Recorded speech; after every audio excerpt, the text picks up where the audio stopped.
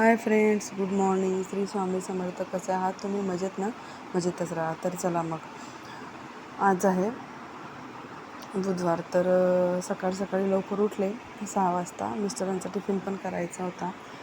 तर वेदू काही स्कूलला जायचं नव्हतं, तिची इच्छा नव्हती, तर बरं नव्हतं तिला थोडं. तर मग म्हटलं चला पहिले चहा पिली तरच पुढचे कामं मला सुचतात. तर पटक्यात तिथे चहा करून घेतला. माझा चहा घेतला, सगळे झोपले होते, माझा चहा पिऊन घेतला. मग नंतर मिस्टरांच्या टिफिनची तयारी केली, पोळ्या वगैरे करून घेतल्या पटापट. नंतर बाहेरचं पण आवरायचं होतं सगळं मला. तर उठली, पहिले चहा, पोळ्या करून घेतल्या, पोळ्या भाजी स्वयंपाक सगळं आवरून घेतलं. मग नंतर बाहेर तुळशीची पूजा, ते एक्स्ट्राचे काही कामं असतात ते आवरायचे होते. कारण माझा मुलगा जर उठला तर तो मला काहीच काम करू देत नाही, त्याला मीच पाहिजे असते. तरी ते पोळ्या पण माझ्या टाकून झाल्या होत्या. मग म्हटलं चला पहिले तुळशीची पूजा वगैरे करून घेऊ. तर तुळशीची पूजा केली मैत्रिणीचं, आपलं मन पण खूप प्रसन्न राहतं. तर दररोज आपण तुळशीला पाणी, तुळशीची पूजा केली पाहिजे. तर आपलं जे मन असतं ते खूप प्रसन्न होतं आणि आपल्या घरात सुख समृद्धी नांदत असते.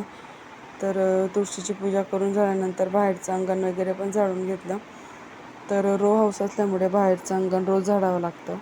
तशीच घाण पण बरी नाही वाटत आणि चांगली पण नाही दिसत. तर पटक्यात घर आवरून घेतलं. आणि आज स्वामी पुण्यतिथी होती, तर सेवा वगैरे तर काही झाली नाही माझी, वेळ नाही मिळाला.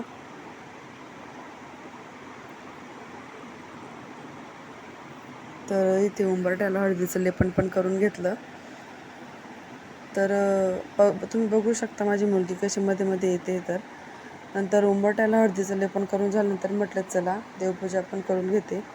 देवपूजा केली तर थोडं प्रसन्न वाटतं आणि ती जर सकाळीच झालेली बरी असते.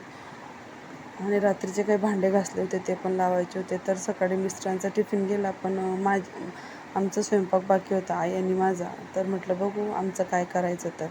तर इथे पटक्यात भांडे वगैरे लावून घेतले. तर मला अजून बाकीचे कामं पण आवरायचे होते. गहू भरले, तर त्याच्यासाठी ज्या कोठ्या असतात त्या पण घासायच्या होत्या मला.